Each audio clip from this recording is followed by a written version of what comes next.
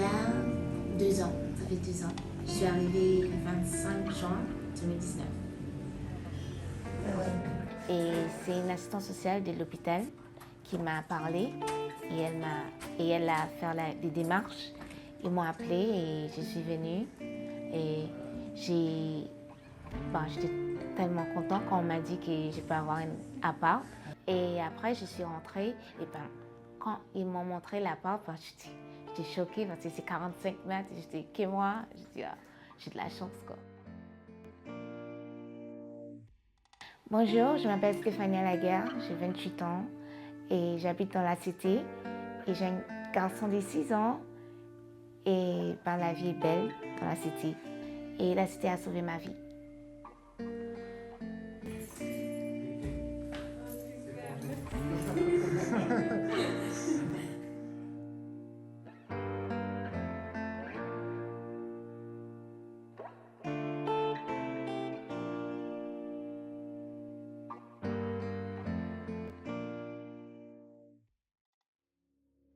Les clés, elles sont sur la porte.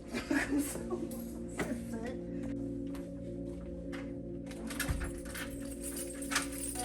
Donc du coup, nous allons chez Madame Laguerre, qui habite juste ici. Là, c'est les fenêtres qu'on voit, pour une visite à domicile. C'est vrai d'être à la maison, ça donne une autre proximité.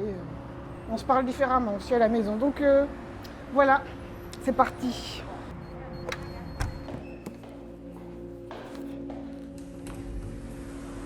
Bonjour. Vous allez bien? Eh ben ouais.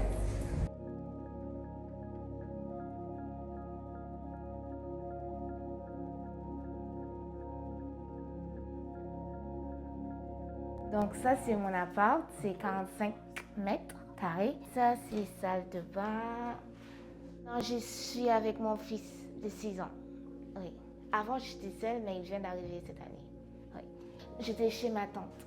J'étais chez quelqu'un parce que j'avais pas de travail, je tombais malade souvent donc je ne pouvais pas travailler. Et après je suis tombée gravement malade et une assistante sociale dans l'hôpital elle m'a parlé de la cité, elle m'a inscrit et tout. Et j'ai eu de la chance. Oui. Ça, c'est la cuisine. Je mets mes doudous là. Et ça, c'est le salon. Et là, je peux mettre mes vêtements, chaussures, des sacs de mon fils. Et désolée, c'est... Et ça, c'est la chambre. Ça, c'est mon lit et ça, c'est le lit de mon fils. J'adore. Vraiment, comme je dis, je ne vais pas sortir. Vraiment. Oui.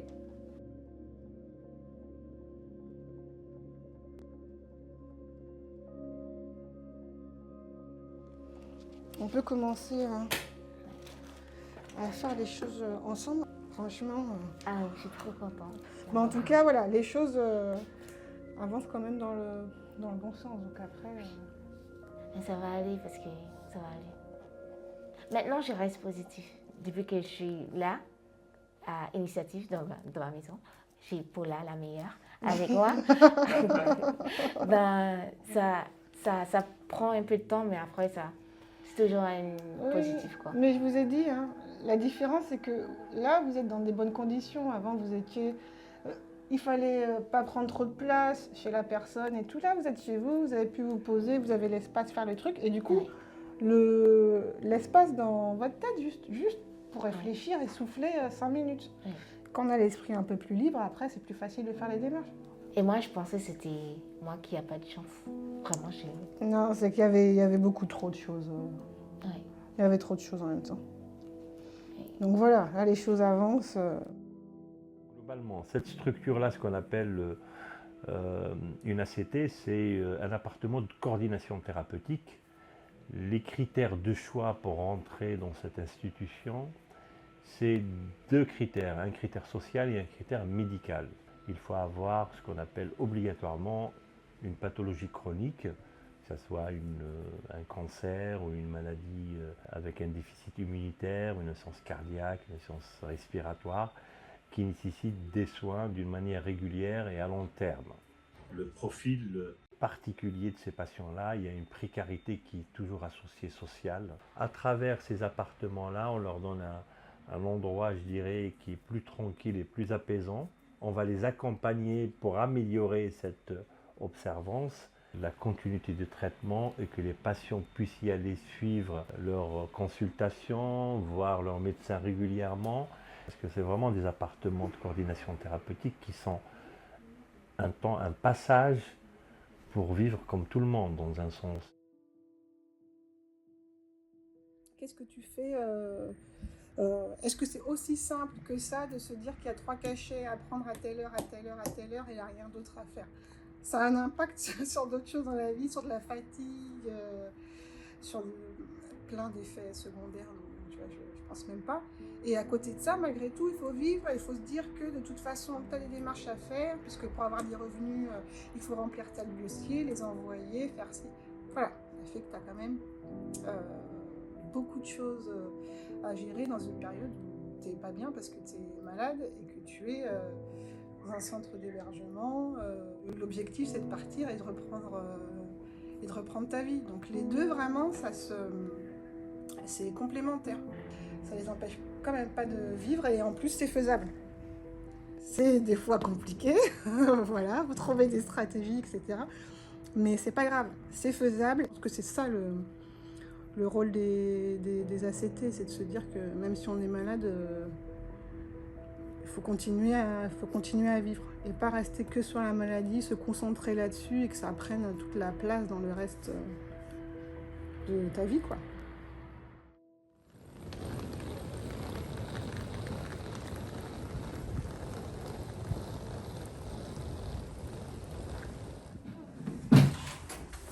Bien.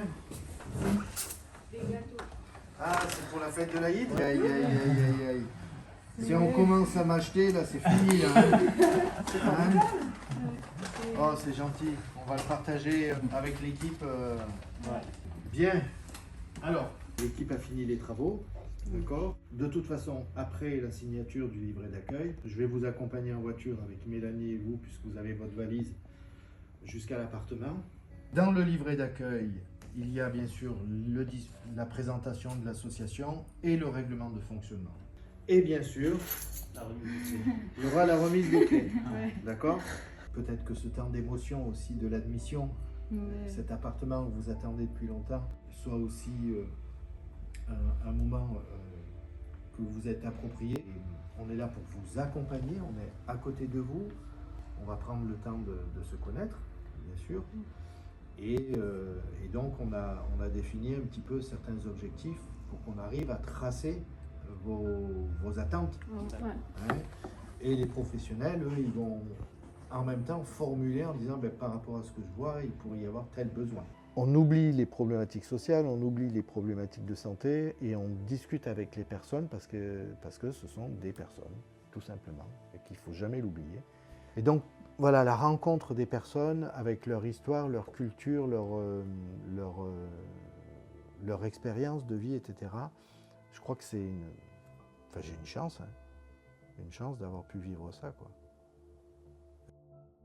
On a un accompagnement de proximité, on a la possibilité de créer un lien de confiance et de réellement accompagner les gens de l'entrée à la sortie, alors que dans d'autres structures où le temps est plus limité, où l'organisation est différente, effectivement, c'est plus fragmenté en fait, dans l'accompagnement. Donc, d'avoir la possibilité d'appeler quelqu'un 3 fois par semaine si c'est nécessaire, de faire des visites à domicile du jour au lendemain si c'est nécessaire, voilà, d'avoir cette possibilité-là et du coup qui crée vraiment cette relation de confiance et de proximité qui permet d'avancer, de cheminer ensemble sur un accompagnement qui est le plus juste au niveau des besoins, au niveau des attentes des personnes. Il arrive également qu'il y ait des personnes qui soient moins réceptives à ce genre de choses et pour lesquelles ça prendra plus de temps.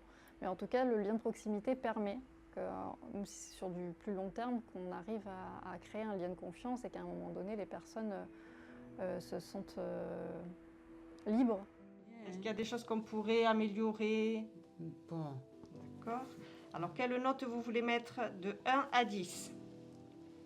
Je mets les notes 10. 10? Oui. Quand je suis arrivée chez vous, je suis content Donc, vous voyez, je suis gloussée, je suis contente, je mange bien, je dors bien, je me réveille bien. Donc, vous nous appelez, vous nous demandez si on a besoin de quelque chose, on n'est qu'à vous dire. Donc, c'était bien passé. Je suis heureuse, oui. Ouais. Le logement, il est bien, qu'il est adapté, que vous êtes en sécurité.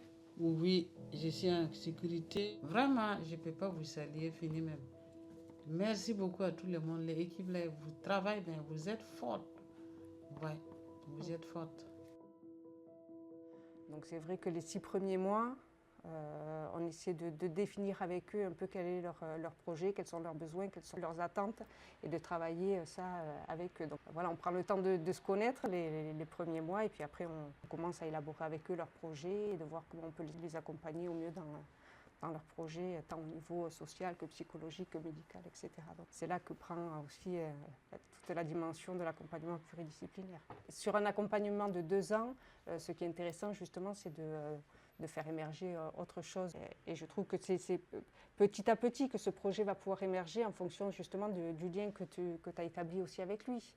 Ils apprennent aussi à nous faire confiance, ou on apprend aussi à mieux les connaître, et du coup ils peuvent après nous dire aussi d'autres choses et puis faire émerger d'autres projets ou des difficultés, des angoisses. Il faut prendre du temps. Et certains sont très, très réactifs et d'autres moins. Alors je fais de la coordination, je fais de la coopération, je suis un petit peu l'interface entre l'hôpital et les différents partenaires extérieurs. J'ai pas de blouse, donc déjà ça coupe le soin. Et justement l'intérêt d'avoir une équipe pluridisciplinaire, c'est on va me raconter quelque chose, social, psycho, mais pas forcément infirmier. La dernière ordonnance du médecin qui l'a mis sous insuline, par exemple. L'assistance sociale dit Madame m'a dit j'ai été mise sous insuline hier. Ah oui, moi je l'ai eu hier au téléphone. Elle ne m'a pas dit du tout ça. À quel moment je suis capable d'en parler à l'équipe? Le fait d'échanger, que ce soit du coup avec les collègues du social ou avec les collègues du médical, avec le psychologue, avec le médecin, avec le chef de service, c'est multiplier en tout cas les possibilités d'accompagnement et d'être en tant que professionnel plus pluriel, je ne sais pas si ça se dit, mais en tout cas donner plus de sens à ce qu'on fait et d'avoir la possibilité aussi de s'appuyer sur les collègues quand il y a des choses qui ne font pas partie de notre domaine de compétences et qui a besoin d'avoir un accompagnement différent. Et je trouve que vraiment être au sein d'une équipe pluridisciplinaire, c'est vraiment quelque chose de riche et même de confortable en tant que professionnel.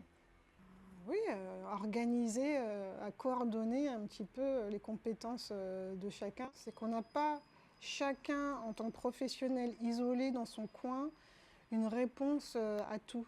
C'est bien pour ça qu'il y a différents corps de métier dans tout.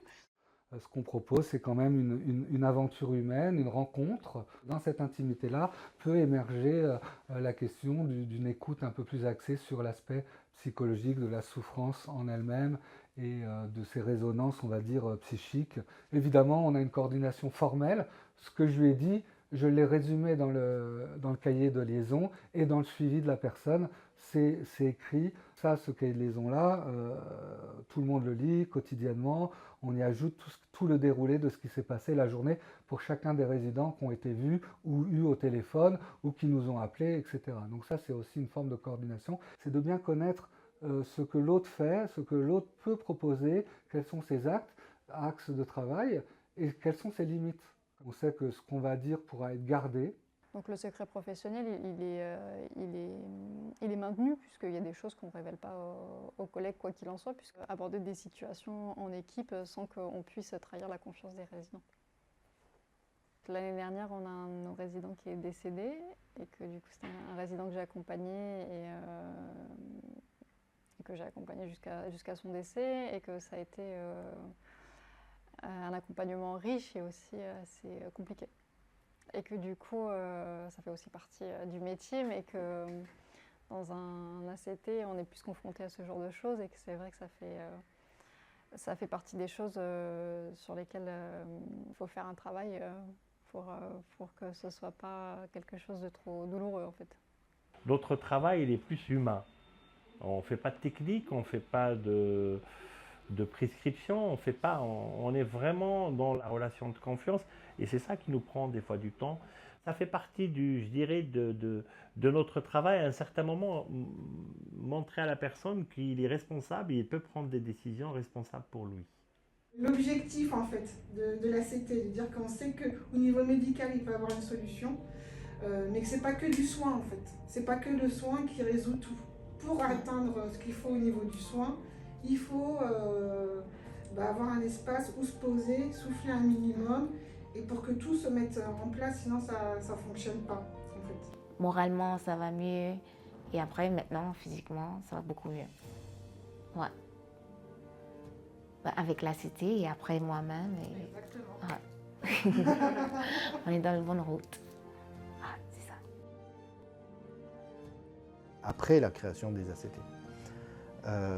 Donc il y avait déjà du travail qui avait été mis en place. Mais dès les années 95, donc, les directeurs et chefs de service des ACT ont eu une volonté, peut-être par le combat justement qui était la particularité des ACT, qui était de répondre à l'accompagnement des personnes atteintes du VIH. Ça a été un outil expérimental pour répondre à ça. Je dirais ce combat, cet accompagnement des personnes a fait que toutes les structures qui ont répondu à ce projet ACT ont toujours voulu travailler ensemble. On a plusieurs histoires. On a une histoire proto-associative avec l'histoire d'un groupe de chrétiens sociaux engagés au lycée Descartes à Antony. La proto-fondation, c'est dans les années 1973. Donc ça, c'est vraiment notre proto-histoire. Et cette association, en même temps, portait, je dirais, plusieurs idées. Bon, en même temps, il y avait des convictions marquées par le christianisme, c'est évident, mais aussi un souci de solidarité, de lutte contre la discrimination et d'engagement au service, je dirais, de ceux qui étaient exclus. Bon, la crise économique est arrivée peu à peu, mais surtout, ce qui nous a marqué, ça a été l'arrivée des années SIDA. 4000 cas aux États-Unis, 300 cas en Europe. Le sida, une maladie que craignent avant tout les homosexuels, les toxicomanes, les hémophiles. Une maladie effroyable qui supprime les défenses du malade, souvent jusqu'au cancer, parfois jusqu'à la mort, et dont depuis 4 ans, on recherchait activement la cause sans la trouver. On avait la mort qui arrivait, la maladie.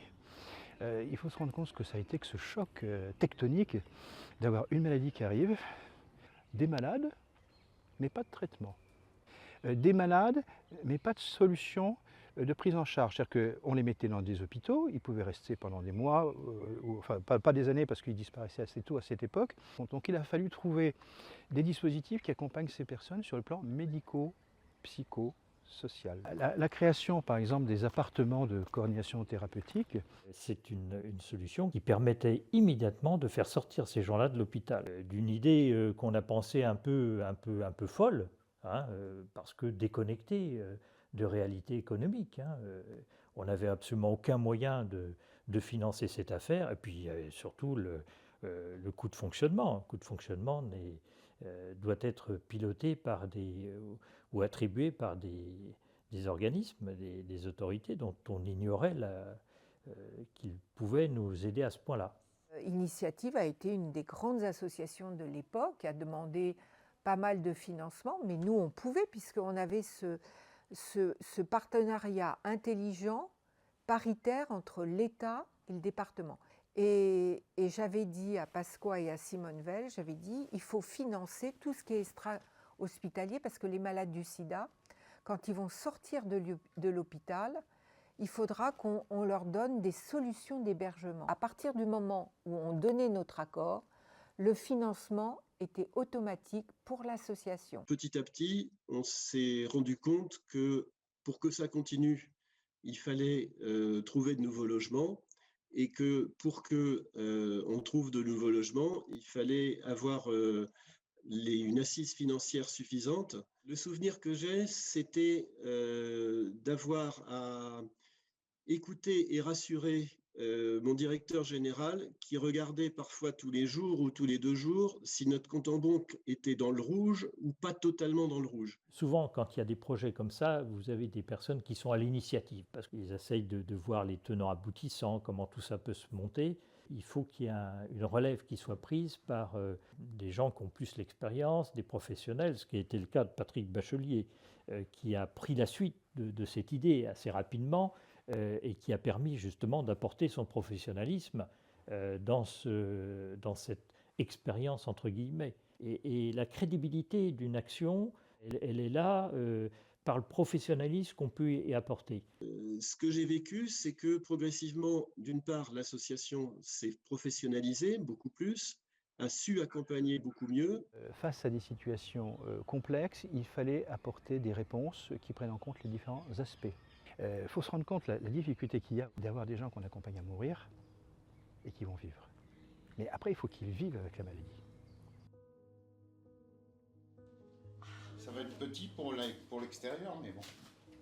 Mais bon, s'ils sont contre un mur. Je vais déjà les mettre et puis je vais rallonger au-dessus. C'est pour planter des tomates dans le jardin. Clint Eastwood. À vous, avec les petits sobriquets, alors comment vous voulez qu'on vous appelle, vous Moi, Franck. La conversation du vendredi soir. C'est oui, petit après-midi du vendredi avec Nadia. Ah des oui. petits gâteaux. On a peur qu'elle s'ennuie toute seule. Ou les petites pâtisseries que M. Tay ramène. Eh ouais, mais là je les ai pas. Si, on se rencontrait quand il y avait une petite occasion. On n'a pas eu le temps encore de faire des ateliers couture. On avait parlé de faire des ateliers différents, quoi.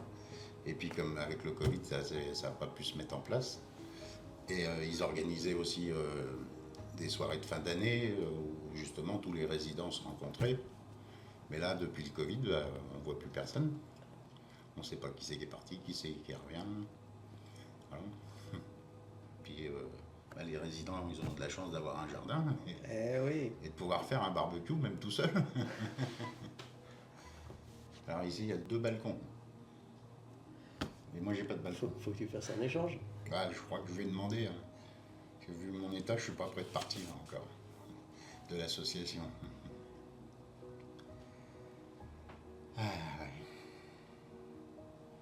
Je suis arrivé dans les premiers avec mon voisin. Pareil, un voisin que j'ai connu dans une clinique. On s'est retrouvés ici. On était soignés, je sais pas trop, lui, le cancer aussi, je crois qu'il avait. Après, on s'est un peu perdu de vue. Puis moi, je suis parti le 15 mars de la clinique et au mois de septembre, on s'est retrouvés ici. Mais ouais, heureusement que ça existe, les associations comme ça. Ah ouais. Parce qu'il y en a beaucoup qui se retrouvent à la rue à cause de la maladie, à cause de tout ça. Hein.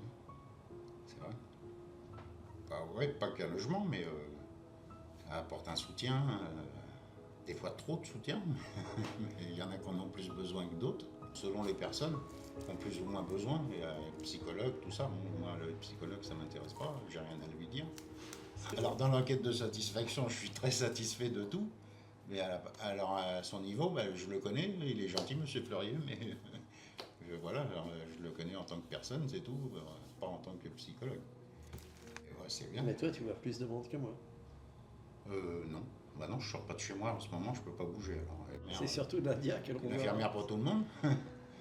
Mais sinon, on voit des fois M. Bachelier qui passe comme ça en coup de vent ici. J'attends la suite. Nous avons une chance extraordinaire, c'est d'avoir un jardin. Alors, je descends dans le jardin et voilà, on profite de cet espace. C'était mieux que de vivre dans une cabane abandonnée au fond d'un jardin. Voilà.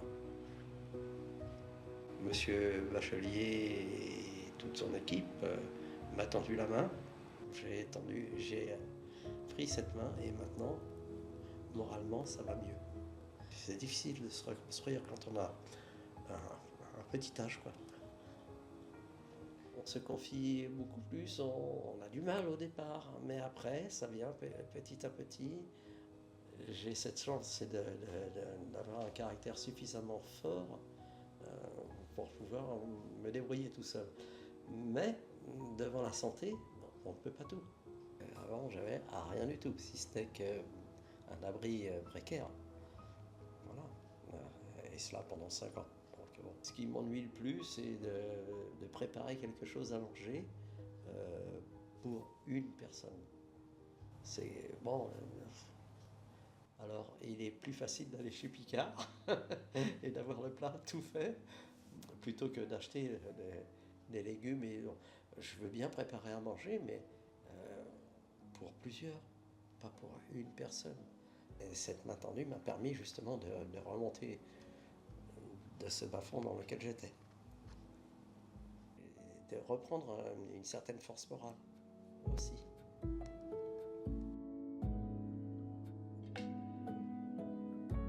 C'est vite vu, quand vous avez une personne qui est atteinte d'une maladie chronique et qui a vécu, en tout cas qui a dû passer plusieurs jours, voire plusieurs semaines à l'hôpital pour des soins, et tout d'un coup on lui dit vous pouvez sortir de l'hôpital, une place d'un appartement de coordination thérapeutique revient beaucoup moins cher qu'un séjour à l'hôpital. Parce que tout le monde cherche des structures pareilles, on n'a pas beaucoup de place, hein, donc les demandes, on en a en moyenne 1 par jour, pour 10 à 20 admissions par an. En général, effectivement, quand on appelle les hôpitaux, on dit je suis l'infirmière ou le médecin coordinateur. Ah oui, vous êtes le médecin de... Non, je ne suis pas le médecin. On leur explique. Oh, mais c'est génial votre truc, c'est finalement, vraiment, c'est parfait. En réalité, aujourd'hui, on constate que environ pas loin de 15% des lits d'hospitalisation sont embolisés. Ils n'ont plus besoin de soins à hauteur de ce que peut fournir l'hôpital, et simplement ils y sont. Il n'y a pas d'établissement suite hôpital qui peuvent vous garder longtemps ou suffisamment de temps pour que vous puissiez trouver une solution pérenne. Et cette situation en France est dramatique. Elle impacte aujourd'hui l'hôpital de façon extrêmement forte. Il manque cruellement de ce genre de solutions post-hospitalières qui permettent ensuite de trouver le logement, l'environnement économique, tout ce qui va bien pour le patient qui est en difficulté. Quand on se rend compte qu'une prise en charge hospitalière pouvait dépasser les 500 € par jour, vous imaginez le coût social que peut représenter c'est la prise en charge de ces dispositifs. Pour quelques dizaines de milliers d'euros qui sont alloués, on arrive à maintenir des familles entières sans les séparer. Et honnêtement, c'est beaucoup moins cher, c'est beaucoup plus efficace et c'est beaucoup plus humain. Nos 34 places aujourd'hui d'appartements qui sont installées en appartement de coordination thérapeutique et la quarantaine de personnes qui sont accueillies, puisqu'on a les malades et les accompagnants. Là aussi, c'était une idée importante pour nous, c'est que le choix que nous avons fait à l'initiative, c'était que nous ne voulions pas que les personnes soient logées de façon collective, mais de façon individuelle. Les appartements de coordination thérapeutique, j'avais pu voir à quel point ils étaient utiles. Pascal n'avait jamais eu besoin de me convaincre là-dessus, parce que j'avais compris tout de suite l'intérêt. Les personnes étaient assez isolées, se retrouvaient seules, et que trouver des endroits pour les accueillir, où il y a en même temps un suivi, ça n'existait pas en fait. C'était quelque chose de tout à fait expérimental qui n'entrait dans aucune case. Et en même temps, les dispositifs d'État, les dispositifs qui existaient, ne les prenaient pas en compte. C'est donc à la fois des militants et des associations qui ont pris en charge cette pathologie, et un certain nombre de pionniers. Et Pascal Collin fait partie de ces personnes qui, à un moment, ont vite compris ce qu'il fallait faire. Et il nous a fallu obtenir des financements, se bagarrer pour la création de places d'appartements de coordination thérapeutique, mener des actions auprès des politiques. J'ai eu le privilège avec d'autres de coordonner tout ce lobbying politique auprès des parlementaires, des députés, des sénateurs, des membres du gouvernement. On a même été amené jusqu'à une époque à bloquer les fax de l'ensemble des ministères pour exiger qu'on ait des financements parce qu'il n'y avait plus d'argent pour s'occuper des malades. Sauf que les gens, ils étaient en train de mourir. Il nous a fallu, sur un coup de colère, dire si les financements n'arrivent pas, on va aller directement saluer la Pairie Générale. Et effectivement, nous avons investi les locaux de la Pairie Générale avec un cercueil en carton, avec des sifflets prêtés par Act Up. Et on est rentré dans la Pairie Générale, on voit un de ses responsables en costume, cravate, très sérieux, nos financiers qui est là, et qui nous dit « mais vous n'avez pas le droit de faire ce que vous faites, mais franchement, c'est pas bien scandalisé que des associations qui s'occupent de maladies du sida demandent simplement qu'on leur verse les subventions qu'on leur a promis. » Donc nous ne partons pas, ils nous disent « bon écoutez, de toute façon on va vous faire serrer, vous irez au commissariat, vous serez en garde à vue. » On leur répond « écoutez, c'est très bien, il y a parmi nous un certain nombre de personnes qui sont malades du sida, parce qu'on était manifestants, on avait des malades qui étaient là. » Je dis « écoutez, s'il y a des morts, vous assumerez la responsabilité. » responsabilité de la situation. Bon, alors ils n'ont pas apprécié, bon, nos financements ont été débloqués, ils se sont sentis obligés de nous recevoir.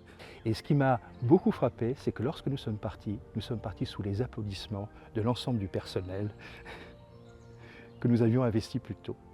Mais on avait pu faire comprendre à une partie des agents qui étaient là que la démarche que nous faisions était totalement légitime et que c'était au nom d'une légitimité qui était différente de celle qui s'imposait apparemment dans les normes que nous étions en dissidence. Il y avait une série télévisée où quelqu'un disait « je ne suis pas un numéro ». Eh ben, il ne faut pas qu'on soit des numéros dans tout le travail social et ça, je crois qu'à Initiative, on arrive à le faire. Pendant toute une période, effectivement, les financements arrivaient très tardivement et c'est nous qui faisions le portage financier à la place de l'État, alors que nous n'avions pas les reins assez solides pour le faire sérieusement. Et nous avons été à la limite de grandes difficultés à cause de ça, c'est clair. Et bien entendu, on savait que ça valait le coup, mais on n'était pas sûr que ça passe. Ça, c'était très bien. C'est très beau à voir. La conviction personnelle des personnes sur des nouveaux projets. Et ils avaient raison, puisque ça a duré dans le temps et ça se prolonge encore aujourd'hui.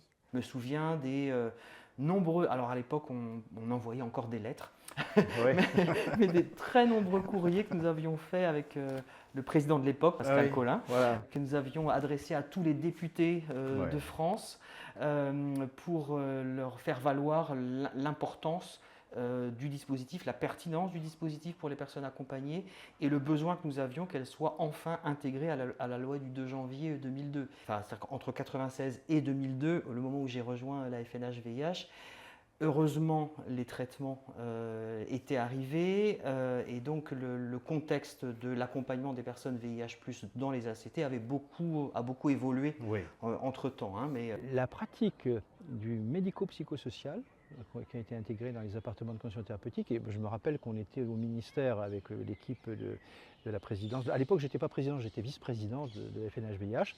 Mais je me rappelle qu'on a passé des soirées à co-écrire certains textes qui étaient dans la navette que le ministère proposait pour les assemblées, pour trouver des décrets ou des textes qui soient adaptés à la prise en charge de nos malades. 2002-2005 où j'ai travaillé à la FNH-VIH et pour montrer aussi tout l'intérêt et revendiquer tout l'intérêt de cette fédération, c'est qu'elle nous a permis, et elle a permis, je pense, aux structures de se fédérer autour d'un projet commun, autour d'expertises conjointes, autour de pratiques qu'il fallait travailler ensemble. Et c'est ce qu'a permis, je crois, la FNH-VIH à l'époque, au-delà de l'inscription des structures dans la loi du 2 janvier 2002 et cette reconnaissance véritable de l'innovation que comportait l'émergence des appartements de coordination thérapeutique. À l'époque, c'était totalement neuf, en fait, cette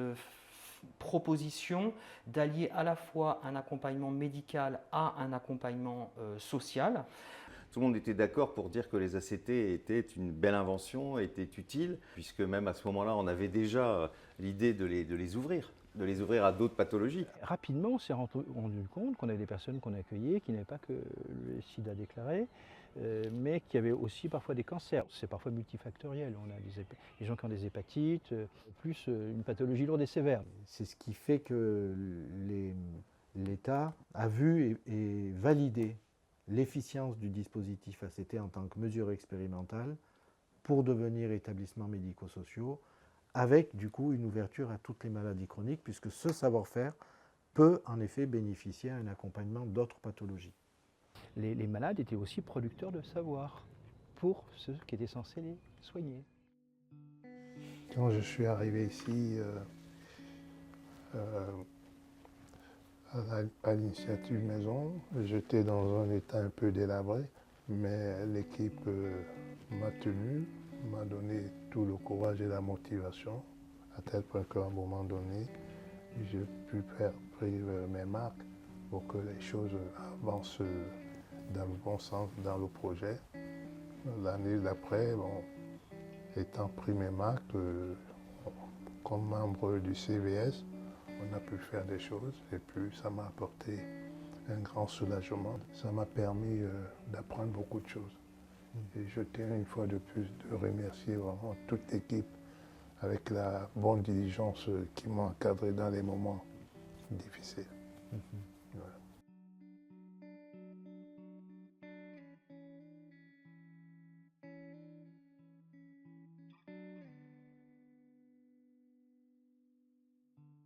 Le chef de service, il est là en soutien directeur, mais il est plus dans l'aspect opérationnel pour mettre une équipe en mouvement dans un accompagnement pluridisciplinaire par rapport à un public, mais également les outils attendus par les financeurs, les tutelles, l'ARS, donc la démarche qualité, mettre en place un projet d'établissement, un livret d'accueil, des procédures d'accompagnement. Donc tout ça, c'est le côté management d'une équipe.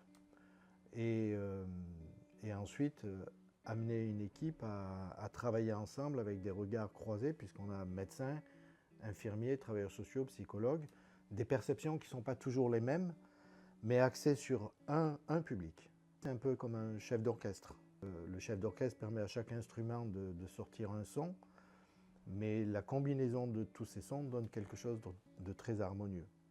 Donc, bon, je ne suis pas chef d'orchestre, mais chef de service. On avance ensemble pour répondre aux attentes d'un public. Donc, nous, on les appelle les résidents dans notre établissement. Donc, voilà. Les résidents sont inclus également dans la réflexion de certains de nos outils. Donc, eux-mêmes, ils nous les font évoluer aussi, avec le Conseil de la vie sociale, par exemple. D'être présent et vous tous aussi de montrer de l'intérêt à ce nouveau Conseil de la vie sociale. Alors, merci, monsieur Bachelier. Vous avez tous reçu l'ordre du jour. Donc il y a le dépouillement de l'enquête de satisfaction, la présentation d'une partie du projet d'établissement, puisqu'on va le travailler ensemble. En libre expression, j'aimerais en quelques lignes exprimer mes sincères remerciements à l'ensemble de l'équipe administrative et technique pour tous les efforts qu'ils consentent à notre égard. On oublie les difficultés de la vie. Nous sommes aussi prêts à accueillir les remarques de l'équipe ACT. Merci à vous. Pourriez-vous expliquer votre choix? On a l'impression de commencer une nouvelle vie. Je remercie toute l'équipe de tout ce qu'ils font pour nous, soit social, médical. Merci beaucoup et bonne continuation. Pour moi, j'espère que tout va bien et je vais m'en sortir. J'aurai un logement, un travail, une famille. Waouh, c'est joli. Vous êtes les personnes qui connaissez ce que c'est qu'une maladie chronique, la précarité. Donc s'il y a bien des personnes qui savent, ce sont les résidents. Et donc on a besoin de votre expérience de vie, aussi douloureuse qu'elle soit, on a besoin de cette expérience-là, de votre regard, pour améliorer nos outils et notre travail. Le travail des ACT pour moi, c'est ce qu'on appelle agent technique. L'agent technique, c'est la polyvalence. On rénove les appartements. C'est un travail qui est bon. C'est des gens qui ont des problèmes, qui ne peuvent pas faire comme ils veulent. On les connaît très bien, ils aiment bien discuter un petit peu pour que ça le soulage un petit peu. Franchement, j'aime bien travailler avec les ACT.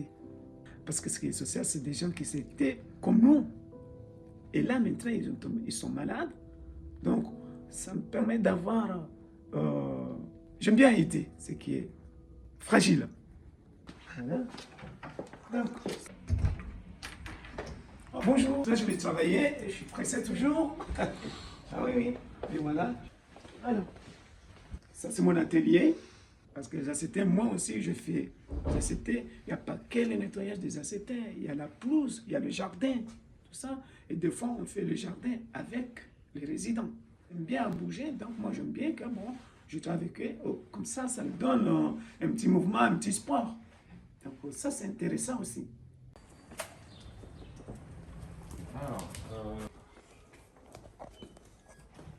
La plupart des résidents sont super sympas, je m'entends très bien avec eux. Et puis eux aussi, ils sont très ouverts. Voilà. Ils me disent plus ou moins eux ou leur référente sociale, qu'est-ce qu'il y a comme problème dans leur appartement. Moi, en fonction de ça, je prépare mon matériel, je réserve la voiture, on installe tout. Il faut que ce soit voilà, accueillant dans l'appartement.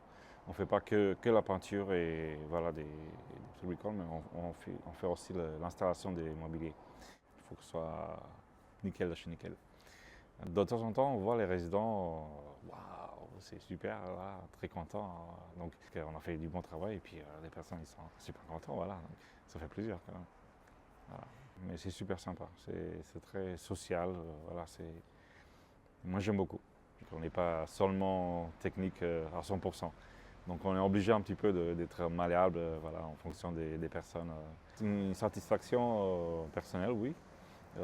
Parce que je me sens utile déjà et puis que je fais du bien autour de moi. Enfin, voilà. Déjà, nous travaillons ensemble, c'est-à-dire que c'est pas un service à part, c'est un service qui travaille en lien avec le travail de l'équipe pluridisciplinaire. Nous programmons 2 visites techniques annuelles. L'équipe technique profite de ces 2 jours pour visiter l'ensemble des appartements et à cette occasion nous vérifions les installations plomberie, électricité.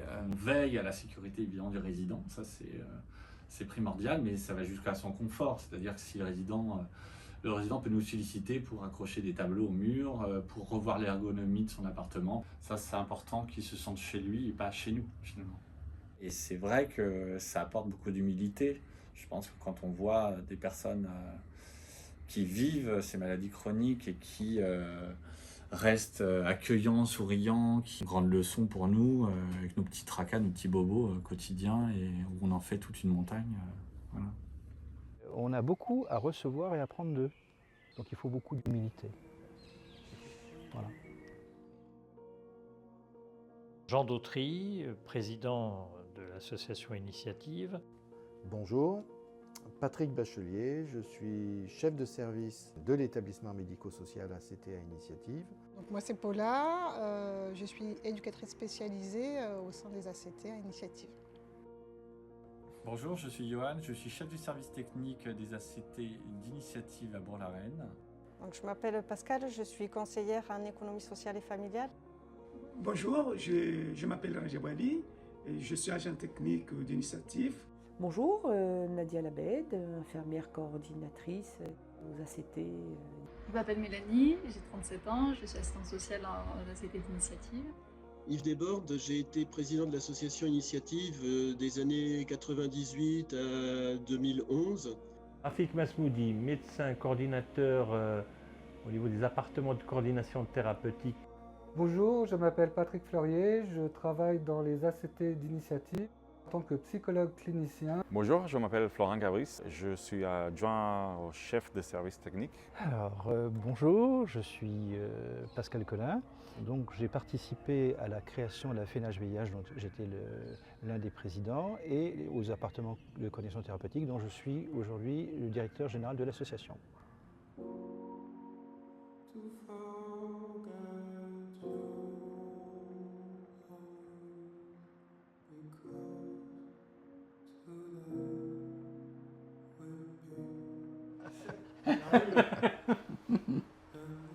Je vous remercie de nous accueillir chez vous. Ça fait combien de temps que vous êtes ici? Ça a fait 2 ans. 2 ans dans l'appartement déjà?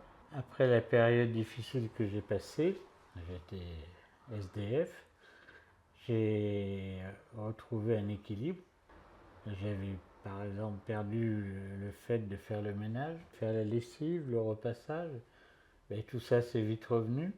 Puis j'ai eu le soutien du psychologue de l'association, l'infirmière. Et puis c'est reparti tout doucement. Monsieur a été relogé à, on va dire, à quoi, 500 mètres vous êtes resté dans le même quartier, quoi. C'est ce qui fait qu'il peut revoir par rapport à la gare et des anciens résidents qui sont dans le coin, puisqu'en face on a les 15 nouveaux logements. C'est sûr que quand on arrive, on est perdu. Les 3 premières nuits, je me renfermais à clé. Je ne suis pas peureux de nature, mais le fait de... Voilà.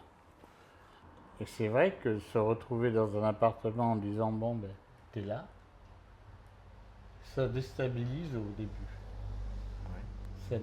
Bon, moi je bois pas, je fume pas, donc c'était déjà beaucoup pour moi. Si j'ai tenu le coup dehors comme j'ai tenu le coup, c'est grâce à ça. Et est-ce que vous vous rappelez notre premier contact, l'admission? J'étais timide. Oui. Je savais pas trop, je savais pas déjà si vous alliez m'accepter. Et puis pour moi, dans ma tête, c'était le début d'un renouveau. Ça pouvait être que positif. D'ailleurs, ça l'a été. Vous êtes devenu un peu ma famille. Ça a été, pour moi, ça a été ça. Et que, voilà. On se voit toujours, et puis vous êtes opposé de faire partie du Conseil de la vie sociale pour représenter les anciens résidents, parce que l'idée c'est aussi de donner un témoignage des anciens pour ceux qui sont présents et de voir un peu comment ils vivent et comment vous pouvez aussi apporter votre expérience. Malgré tout ça, j'essaye de tenir le coup. Parce que je ne sais pas ce que je serais devenu sans vous. Quand j'ai un gros coup de blues, je pleure, j'ai pas honte, je pleure, ça passe, ça repart.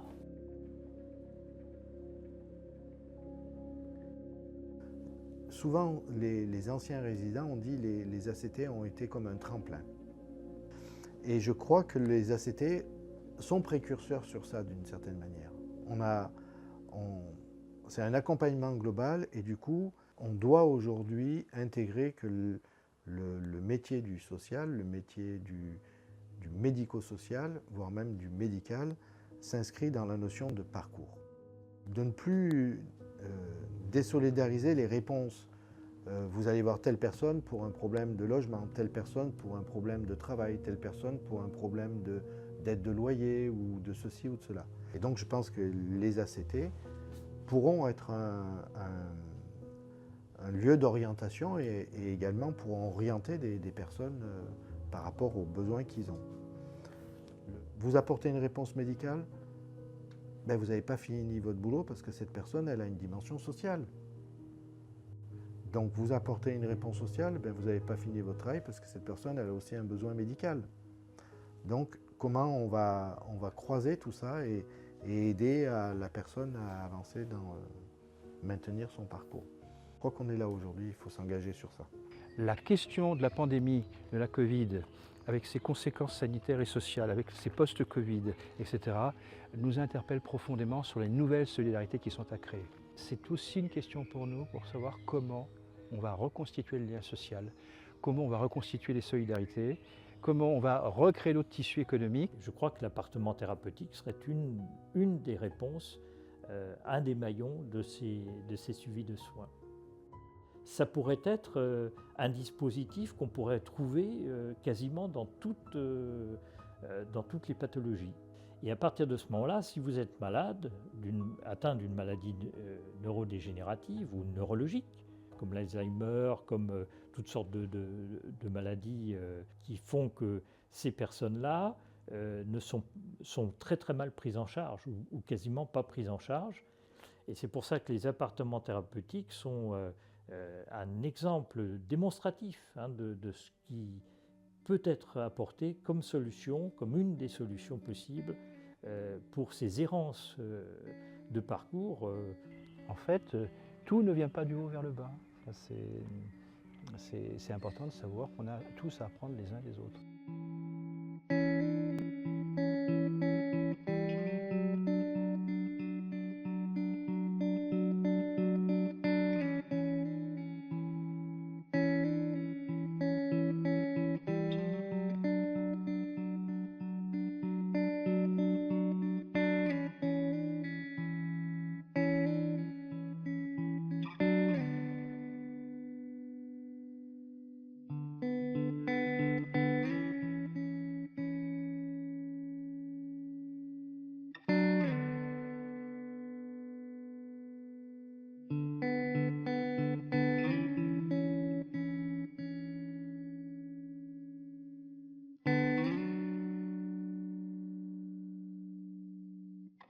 Thank you.